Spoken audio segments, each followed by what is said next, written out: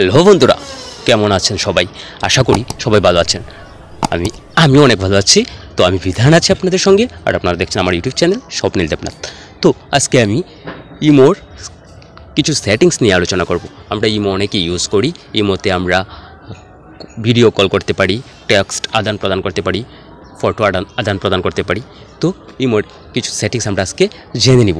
তো ইমোর সেটিংস শুরু করার আগে আমি যে কথাটি সব সময় বলি, যে যারা আমার চ্যানেলটি এখন দেখছেন তারা অবশ্যই নিচে সাবস্ক্রাইব বাটনে সাবস্ক্রাইব করে দিবেন এবং পাশে থাকা বেল বাটনটি বাজিয়ে রাখবেন, যাতে করে আমি নতুন নতুন ভিডিও দিলে আপনার মোবাইলে নোটিফিকেশন পৌঁছে যায়।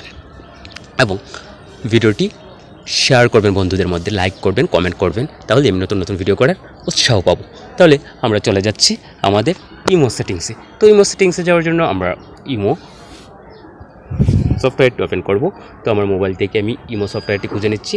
এই যে আমার ইমো সফটওয়্যারটি, এই ইমো সফটওয়্যারটি আমরা ওপেন করব। আমরা প্রথমেই জেনে নিব যে ইমোতে কীভাবে আমরা ইমোর প্রোফাইল ফটো চেঞ্জ করব। তো প্রোফাইল ফটো চেঞ্জ করার জন্য আপনার যেটা করতে হবে সেটা হচ্ছে, দেখেন এখানে 3 লাইনে ক্লিক করে দিবেন। 3 লাইনে ক্লিক করে দিবেন। আমরা প্রোফাইল ফটো চেঞ্জ করব, তো 3 লাইনে ক্লিক করে দেব। 3 লাইনে ক্লিক করে দেওয়ার পরে আপনি দিবেন এই যেখানে সেটিংস আছে, এই যেখানে সেটিংস আছে, আপনি সেটিংসে ক্লিক করেন। তো সেটিংসে ক্লিক করার পর আপনি চলে যাবেন প্রাইভেসিতে। তো প্রাইভেসিতে চলে আসলাম। এই যে প্রাইভেসিতে চলে আসার পর এই যে আপনার এখানে এই যে আছে কি অ্যাভাটার। এই অ্যাভাটার মানে হচ্ছে আপনার ফটো, যখন ফটো কে দেখবে না সেটা করে রাখতে পারবেন। আপনার ফটোটা কারা দেখবে, আপনি যদি চান ফটোটাকে হাইড করে রাখতে, আপনি যদি এভরিওয়ান করে রাখেন তাহলে আপনার ফটোটা আপনি সবাইকে দেখাতে পারেন, সবাই আপনার ফটোটা দেখতে পারবে। আপনি যদি নোবডি দিয়ে রাখেন তাহলে আপনার ফটোটা কেউ দেখতে পারবে না। এইভাবে আপনার প্রোফাইলটাকে আপনি চেঞ্জ করে রাখতে পারেন। তো এটা ছিল ফটো কীভাবে কে দেখবে না সেটার ব্যাপারে, প্রোফাইল ফটো। তারপরে আমরা আরেকটা যে জিনিসটা দেখব, আমরা অনেকেই দেখি যে আমরা ইমোতে যখন লিখি, আমরা লিখা মানে সেন্ড করার আগেই কেউ দেখতে পারবে সেইটা। আবার আমি যদি চাই আমি লিখতেছি, যখন কী লিখতেছি সেটাই সে বুঝতে পারবে যে আমি কী লিখতেছি, তাহলে সেটা বদ্ধ করতে পারি। আমি লিখতেছি কি সেটা আমি তাকে বোঝাবো না। তো সেটা করার জন্য কি করতে হবে, আমি প্রাইভেসিতে চলে যেতে হবে। প্রাইভেসিতে চলে যাওয়ার পরে দেখেন এখানে একটা আছে, এখানে আছে রিয়েল টাইম চ্যাট। এই রিয়েল টাইম চ্যাটটা যদি অফ থাকে তাহলে আপনি কি লিখতেছেন সেটা কেউ বুঝবে না। আর যদি আপনি এটা অন করে রাখেন তাহলে আপনি কাউকে যদি লিখেন গুড বাই বা গুড নাইট, এই গুড নাইটটা আপনি লিখবেন, যখন টাইপ করবেন তখনই সে দেখবে যে আপনি গুড নাইট লিখতেছেন। আপনি সেন্ড করার আগেই সে দেখে ফেলতে পারবে যদি আপনি রিয়েল টাইম চ্যাটটা অন করে রাখেন। আর রিয়েল টাইম অফটা যদি অফ করে রাখেন, চ্যাটটা যদি অফ করে রাখেন তাহলে সে দেখতে পারবে না আপনি কী লিখছেন, না শুধু সেন্ড করার পরেই সে দেখতে পারবে।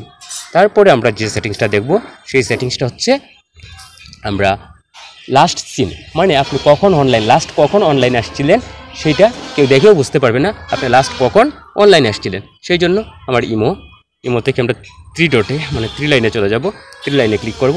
3 লাইনে ক্লিক করার পর আবার চলে যাব আমরা সেটিংসে যাওয়ার পর আমরা চলে যাব প্রাইভেসিতে যাওয়ার পর এই দেখেন এখানে আছে লাস্ট সিন। এই লাস্ট সিনটা যদি এখানে আমি নোবডি করে রাখছি। আপনি চাইলে আপনি যদি এভরিওয়ান করে রাখেন তাহলে আপনি কখন লাস্ট অনলাইনে আসছেন যে কেউ অনলাইনে এসে দেখতে পারবে যে আপনি লাস্ট কখন অনলাইনে ছিলেন। যদি এভরিওয়ান করে রাখেন, মাই কন্ট্যাক্ট করে রাখলে শুধু কন্ট্যাক্টে যারা আছে তারা দেখতে পারবে, আর নোবডি করে রাখলে কেউ বুঝতেও পারবে না আপনি কখন অনলাইনে ছিলেন। আবার আরেকটা সেটিং যদি আমরা দেখি, অনেক সময় আমাদেরকে অনেকেই মেসেজ করে। তো মেসেজ করলে আমরা সিন করি, মানে আমরা দেখি। তো আমরা যখন সিন করি তারা তখন এখান থেকে বুঝতে পারে যে আমরা সিন করছি। তো সিন করে যদি কোনো কারণে আমরা যদি তাকে রিপ্লাই না দিই তাহলে তার মন খারাপ করে। তাহলে আপনি চাইলে আপনি সিন করছেন বাট তারা বুঝবে যে আপনি সিনই করেন নেই, সেটাও করে রাখতে পারেন, সেটাও সেটিংসের মাধ্যমে করে রাখতে পারেন। সেটা করার জন্য আমরা চলে যাবো আবার 3 লাইনে চলে আসলাম। 3 লাইনে চলে আসার পরে আপনি চলে আসবেন আবার সেটিংসে চলে আসলাম। সেটিংসে চলে আসার পর আবার চলে আসবেন প্রাইভেসিতে চলে আসার পরে দেখেন এখানে আছে রিড রিসিপ্টস। এই যে রিড রিসিপ্টস ক্লিক আছে, আমারটা নোবডি করা আছে। যদি আপনি এভরিওয়ান করে রাখেন তাহলে আপনাকে কেউ মেসেজ করলে আপনি যদি দেখেন তাহলে সে বুঝতে পারবে যে আপনি দেখছেন।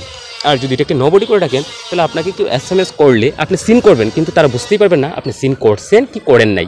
মানে তাদের কাছে আমরা জানি যে সিন করলে কি থাকে, 2টা রাইট চিহ্ন থাকে, 2টা রাইট চিহ্ন। এই রাইট চিহ্নটা তাকে দেখাবে না, মানে আপনি সিন করছেন না সে মনে করবে, তখন আর কোনো প্রবলেম নাই। তাহলে আপনি চাইলে যদি আপনি খুব বেশি ব্যস্ত থাকেন তাহলে আপনি নোবডি করে রাখতে পারেন রিসিপ্টটা। এইভাবে আপনি এই সেটিংসগুলো করে রাখলে তাহলে আপনার ইমেল আপনার কি ইমো অ্যাকাউন্ট ইউজটা অনেক সহজ হয়ে যাবে। আরও সবচেয়ে গুরুত্বপূর্ণ একটা সেটিংস সেটা হচ্ছে আমাদেরকে অনেকেই বা আমরা অনেকেই কী করি, ফটো সেন্ড করি বা আমাদেরকে কেউ ফটো সেন্ড করে কিংবা ভিডিও সেন্ড করে, এই ভিডিওগুলা আপনার অটোমেটিক্যালি মানে ডিফল্ট হিসাবেই মোবাইলে এইভাবেই থাকে।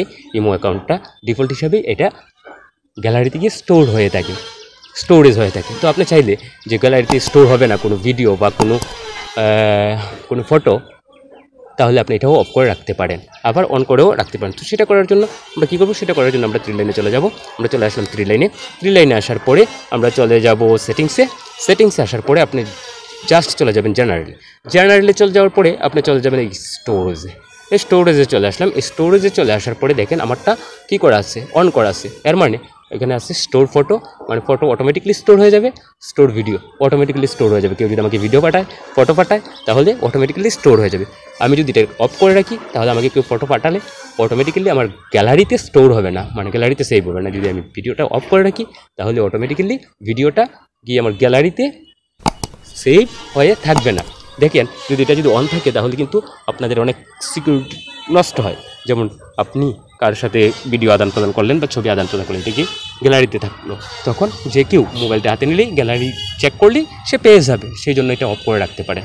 তো আমি অফ করে রাখলাম।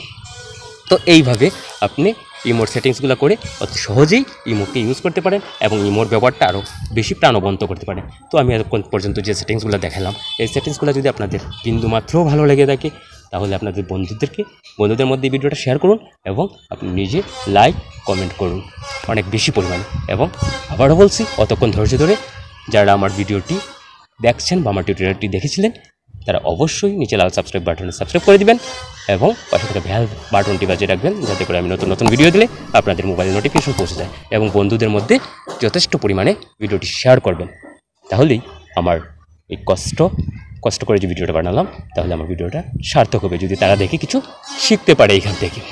তো বরাবর মতো এখনও বলছি, যারা আমার ভিডিওটা যতক্ষণ কষ্ট করে দেখেছেন, তাদেরকে অসংখ্য